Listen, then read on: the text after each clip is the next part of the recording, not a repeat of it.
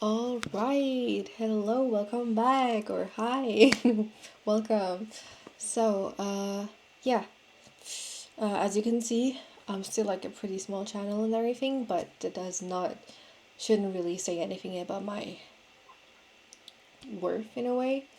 Uh, which I'm sure some people can get caught up in. Like, they feel like their success or their value is based on just materialistic things or just numbers. But that should not be it. And so if you've been on this channel already, before I removed the videos that I used to post, at the beginning I didn't really share my YouTube account because I felt like it's not like big enough to be like shared because I just felt embarrassed in a way.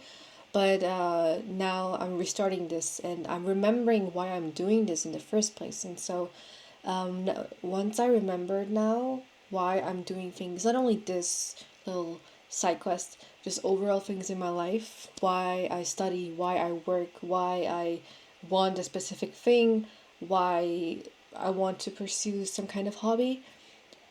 Once you remember your why, um, everything just falls into place and you don't really think too much anymore about like like what others would think of you or just what could go wrong as long as you can pursue it. And that's a beautiful thing, being able to be passionate, for example.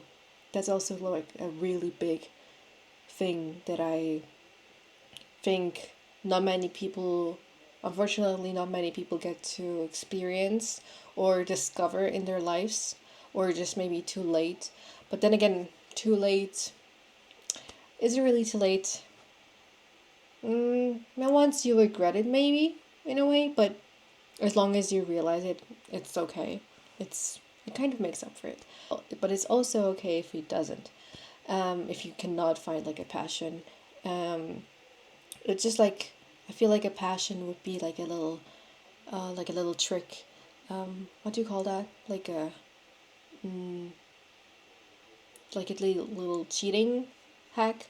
Um, because once you're passionate about something, you really kind of, I mean, from my experience so far and about like based off everything I've been reading about it so far, um, you're just like in this zone and or like in this lane, and whatever comes at you, you just handle it, and you even have fun doing it. So yeah, so this video, the point of this video is to remember your why you do specific things. Um, so as I said at the beginning of starting this channel, I did tell some people about me doing like kind of YouTube, but it sounded much more like bigger than it actually was. But then again, it was a big thing for me, and it still is because I get to finally express my thoughts, which I have never been able to finally share, like in this way. And I'm hoping that I can like reach some more people, maybe some like-minded people who my thoughts or my take could maybe help with. If not, that's also okay, because doing all of this is also helping me, like reinforcing and like reflecting. So once you're doing things because they're genuine, no one or nothing really matters because you're having fun, and um, oftentimes being authentic or like really genuine draws people in. There's like a thing, for example, I at the beginning of starting this channel last year or like 2 years ago, I was feeling so pressured because once I unlocked, like I posted a video really not planned at all, and it did kind of well, surprisingly. And after that, because I got so much recognition already, just based off the comments, I felt like some kind of pressure, and I was like, oh shit, so the next video has got to be like 1,000 times better than the first one, because otherwise people would not stay. But then that's when I already got like caught up in that whole rabbit hole, because in the end I wasn't genuine anymore, and I was just being perfectionist. How do you pronounce that? Perfectionistic, and I forgot why I started this in the first place. And so I kind of burned out. And I'm not only talking about YouTube now, just overall. Once I kind of fell into this hole, into this trap, I just, yeah, burned out, and I didn't really feel like doing anything anymore. Um, YouTube is a thing, also like studying. I dropped out last year, or like I quit the degree I was doing back then. But I restarted it now, and I'm actually finishing, like, graduating, hopefully, in a few weeks. And anyway, so as I said, I did delete all of the videos. Not all of them now, but like most of the videos, or the first videos that I've ever posted on this channel. And I do regret it now because I cannot find them anymore, and I also don't remember exactly what I said. And some comments were like really nice, and I was glad that I was able to help people through this newbie, or like this amateur um, behavior. But like, then why is it called amateur? Because just because I'm comparing myself to unrealistic standards, nah. I removed all of the videos, and I didn't feel like continuing anymore because I lost my spark, and I just felt like there was no point in doing anything like this anymore. Um, and so now, a year later, it's been almost like a year, I'm back, and I do feel like literally my last video, I titled it Returning to Myself. I'm the kind of person who I believe can have like this spark or passions, and yeah, I'm lucky enough to have like a passions, and I was burned out after I removed everything, and it took me a while to get back to where I am right now again. I did it did like pivot like up and down. It went up and down. Um, Sometimes I felt like I was getting better. Then there were times where I was like, that was just, nope, never mind. That was just an illusion. But now for this time, it actually is different, and I'm happy I finally am back, or regained my spark, and that actually coexists with remembering why you started, um, remembering your why you want to do this, why you like it, and yeah, who you're doing this for is like one of the biggest, most important prompts as well. I'm not sure if you say prompts to this, but I remembered who I'm doing this for, and which is like, those cliches where people say, do it for your younger self, do it for the people who can't. And what I like, those sayings usually did not really motivate me, as much as I hate to admit that. What actually motivates me, or inspires me, is thinking that I'm doing this for my current self, because I will not be able to do this in the future anymore. Like, depending on how much older I get, or like my life circumstances will change, or the whole world will change. And for example, there's like such tiny things that I'm just doing now because I know that I will not be able to do this anymore when I get older, because I'm gonna grow out of this current phase of my life, and that's okay, of course. So one example is like when I came home.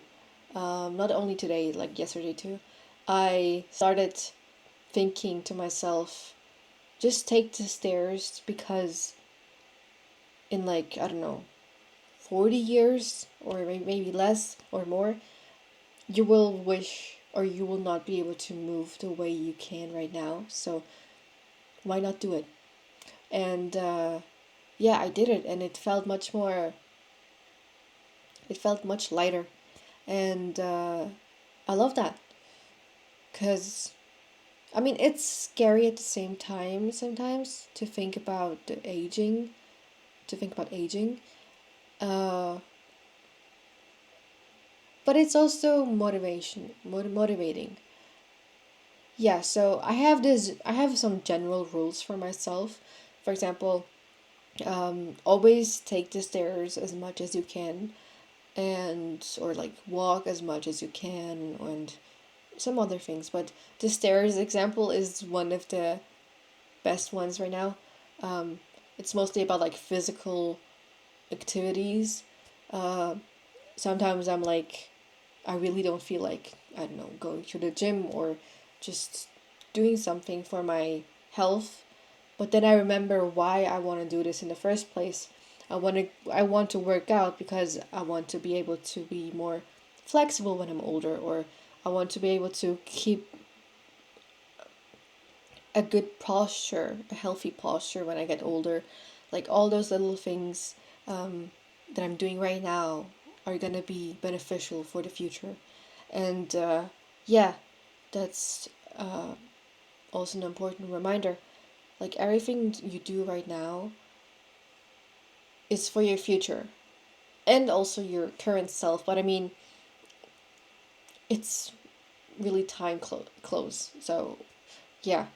So yeah, and then sometimes those chores they feel heavy, or studying, or going to work, or whatnot.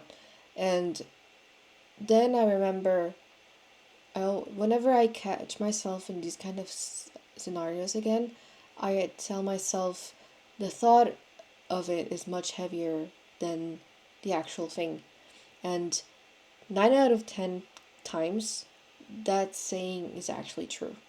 Like, I was dreading to go to work, for example, today. And then I remembered every time after I finish my shift, I feel much better. And because I do like what I do. And so, yeah, it's just the thought of like, especially if you associate the thing with some negative emotions because you had some kind of instance, maybe, incident. So then you kind of don't want to do it anymore because you're scared that it might happen again. But things will happen no matter how you react to them. And so the only thing you can change is how you approach it. And so I know this is like a tiring thing, but I remembered why I'm doing that. I remembered who I'm doing it for. So, yeah. And yeah, so I'm also not too worried right now about like how this thing is gonna be going to do, like the whole YouTube thing, because I remembered that I'm doing this for myself, that I'm just doing this to like reflect on myself, and maybe I will be able to help others. And that's just like a bonus. That's not the main goal. And yeah. Also, for example, I was watching the Michael Jackson movie. I don't know if you've watched it, if you're even a fan of music. But one of the key lessons that I learned in there again was once you're actually like genuine or passionate about something, you will find a way, and you will not care how like the circumstances at the beginning, about the failures. And there's also a book that I'm reading at the moment. It's called What's Your Dream? And yeah, so far it's been great. I like to believe that I grew up with a passion for music, and I've been ignoring that passion for like a few years now because just new life things happen, if new things happen in my life. And also because I'm still very young, I got to experience new experiences. And for example, also I had to start studying and working, and so I had less time for my passion. And I put it to the side because I was thinking, okay, I need to focus on this new thing now. But the sad thing is, I did feel burned out, as I mentioned earlier. But now I'm slowly feeling how this passion is kind of drawing me back into the music. And I love that because not many people get to have a passion or be passionate about something, as I said multiple times now. And so if you have a passion, then really try to go after it because not many people get to. And it's almost like a special ability because you just get into this tunnel vision, and it's great. I love it. And also I put it to the side because I was thinking, okay, I love music, I know, but I need to think right now about like my future. Is it a thing I can actually use for my future? Is it a thing I can that will help me in my career? Because I was worrying, like I started, because when you get older, you start to think of all the um, financials or just your lifestyle in the future. And I back then I didn't really think that music would be a thing I could actually pursue as a career or make a living with. So that's why I set it aside, and then I yeah got caught up in all the new stuff of life, beautiful adulthood. But yeah, I'm back again with music some more. I'm not perfect, but that's not the goal. As long as I enjoy it, that's enough, and that's exactly this. All this again as well. I enjoy doing this. I enjoy finally being able to express the reflections that I've been able to go through or make, and that's kind of crazy to think about because I used to be a person who looked down on emotions a lot. Like I tried to rationalize everything because I that just made it easier for me, and I guess it was the kind of a coping thing because I just didn't know how to cope with my life other and not in a different way. And I started hating emotions so bad because whatever I wanted to achieve, I felt like the emotions are the thing that are like standing in my way. And I was trying just to blame something or someone, and because I didn't really want to blame anyone because that's not really what I like do, I tried to blame the emotions, which seemed like a rational thing to do. And now I love how I actually love indulging in the emotions now. And everything feels also, it feels more intense because back then when I was rationalizing everything was numb. I was low key depressive. But I mean, okay, no, that's a topic for a different day. But then I started indulging in those emotions, and like literally every kind of emotion, no matter if good or bad. Even right now, I do seem psychotic at times or sound psychotic at times to some people, because sometimes we're like struggling in school, for example. We have this, you have many exams or finals, and everyone around me is being stressed and being like, oh my gosh, we don't have enough time, yada, yada, yada, yada. And I'm like, yeah, I do feel the stress, I do feel the pressure, everything. But then I smile through it because I'm realizing, like, what kind of scenario I am in. I get to be stressed about this thing, about studying, which is for my future, and not everyone gets to do, or not even everyone needs to do, or actually no one really needs to. It's just a system. But um, I'm just struggling with something that I actually like, and that's just insane to me. And so, yeah, I just laugh through that, and I also think it's kind of cute seeing people stressed or sad about something because I don't know. I feel like that's so cute. Like you're caring, It's yeah, it's a little weird, honestly. I mean, not weird. It does sound weird, maybe, but to me, it just makes sense, and that's enough. So, yeah, um, yeah. So I'm trying to, as I said, I am back and, from this. I mean, I might be over exaggerating. I might be exaggerating with the use of this word, but or like this phrase.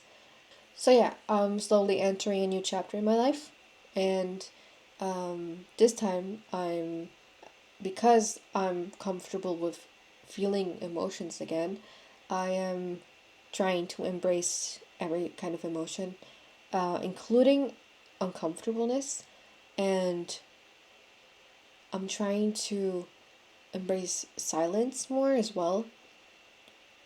Um, cut back on the artificial dopamine and finally focus on what actually matters to me and not let myself get distracted from, yeah, the classic like social media and comparison and just high dopamine boosting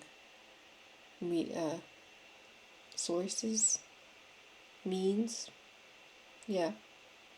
And I watched this video of someone showing what they eat in a week, and there was this short sentence that he said in the video, which really stuck with me, which was, he said, "You are how you spend your day."